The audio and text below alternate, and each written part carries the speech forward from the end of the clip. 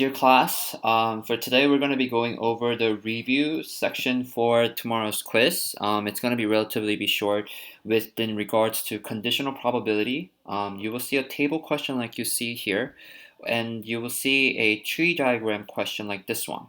For a review question for today, I will give you these two types of problems to do, and that will be it for today. And when we get to the actual quiz for tomorrow, you won't see anything that's different from what you see up here. So let's go over a question that's dealing with a conditional probability when it's given a table format.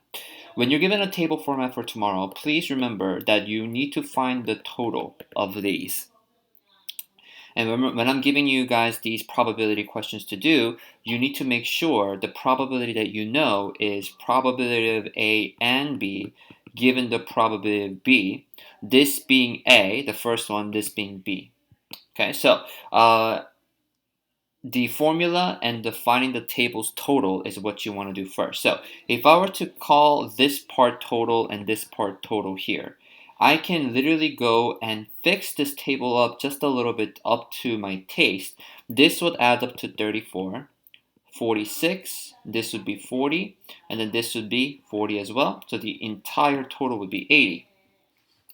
Now, if I want to find out the juniors that's from the robotics team, that's the probability of A and B given the probability of B. So the probability of A and B together is 24. Out of 80 if you want it to be specific, but we have discussed this last time, how 80 just cancels each other out from top and bottom. And then probability of B. Now the probability of B is just finding the robotics, which is out of 40, so 40 out of 80. Like I said before, these 80s will cancel each other out, and what you're going to end up with is 24 out of 40 for question number 14. Reduce it as much as you can, and then both of these could be divided up by, I believe, 8, so it's 3 out of 5. Okay, and then the next one, probability of robotics given that it's a junior. Notice how these two questions are going to be the same, and these two questions are going to be the same. So please take a moment and pause the video and try to solve this 15 on your own. For this one, when you think of robotics given that it's a junior, the probability is going to be the same for the numerator, because the probability of A and B happening, robotics and junior, will be the same as junior and robotics from the previous question. So the probability of A and B is 24 out of 80. That's going to be the same as question number 14. Now, the number of juniors is this column, which is 46. So 46 out of 80, 80 cancels out, 20 out of 46 reduces down to 12 out of 23. Okay? All right, next question. We're going to be doing 16 together, and then please do 17 on your own and verify for me at the end. So, probability of game design given that it's a sophomore. So, again, probability of A and B given the probability of B, which is the same thing as saying 16 out of 80, because the game design, I'm sorry, it's not 16, it's 18. The game design in sophomores, well, this is the number that is dealing with both game design and sophomore, over probability of B, which is the out of the people that's just the sophomore, which is 34 out of 80. The 80s will cancel out, reduce it by 2, 9 out of 17 would be your final answer. Try doing number 17 for me. Pause the video and then let's verify at the end.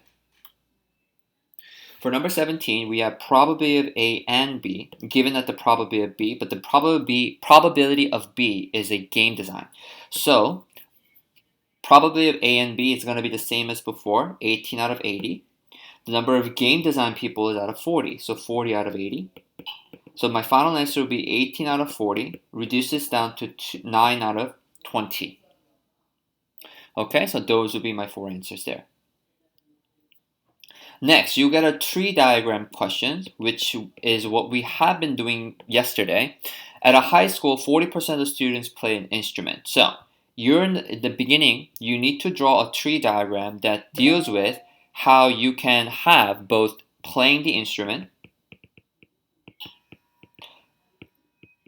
and not playing instrument. So if we claim that the 40% of the students play an instrument, how many of the students do not play an instrument? Remember from yesterday, we have talked about how this has to be the complement of 40%, which means it has to be 60% in order for them to add up to become 100%. Now, after they play an instrument, those play that instruments 20% are freshmen. So here, I'm going to draw another two tree diagrams, two branches that say that it's a freshman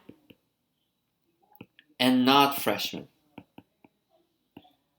Here, I'm going to do the same thing because of those who do not play an instrument, we also have the freshman data collection from there, not freshmen. For the tree diagram question, please, if I ask you to draw, I need you to be able to draw all of this context right here. So, playing an instrument, 20% that are freshmen. That means how many of them are not freshmen? These two branches have to add up to become 100% again, so it has to be 80%.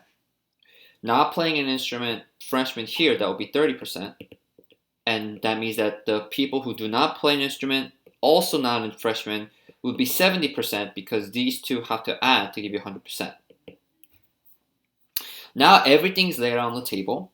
What that means for us is that we gotta take a look at each of these four different possible outcomes and find the respective probability. So, what is the probability that a student selected at random is a freshman who plays an instrument? Freshman who plays an instrument is basically the answer that's going to be up here. And how do we get that? We always take the probabilities in its respective categories and we need to multiply them. So if you wanted to multiply the percentages, you could, but you want to always make sure that they're in decimal format. So 0.4 times 0.2. This will become 0.08, which is approximately about 8%. 80% times 40%, well, that should give you 0.32, which is 32%. 30% times 60% should give you 0.18, so it is 18%. Last but not least, these two, 70% times 60% should give you 0.42, which is 42%. I'm only getting that because I'm converting everything into decimals first and then multiplying. And lo and behold, if you add all these guys up, you will get exactly 1.00, which is 100%. The reason why I'm asking you about all of this thing is because I want you guys to be able to do a question like this. What is the probability of choosing a freshman? So if you're thinking about how to do a question where they're asking you something like this, instead of they're asking you to choose one branch, playing an instrument that is also a freshman, instead of that, what if I were to just ask you for the freshman? Well, then you need to go to these four outcomes, 1, 2, 3, 4, and count how many of them is just freshmen. That's number one, that's number two. So I need to add 0.8, 0.08, and 0.18. Those were the types of questions that we have been dealing with yesterday. So to answer a question like this, if I were to ask you for one, go to your tree branches. This is why it's so important for you to have the visual. 0.08 plus 0.18, which should give you a total of 0.26, 26%. Okay? So you will get a tree diagram question like this and a table question like this for the quiz. Please do the review for today. Tomorrow there's no video, just the quiz itself, and finish it by 12 p.m. and that's going to be it. For today's classwork/homework kind of thing, I would like you to finish the homework question that deals with this one and this one. I'm going to give you a similar format and make sure you finish it by the end of today. Thank you and have a good day.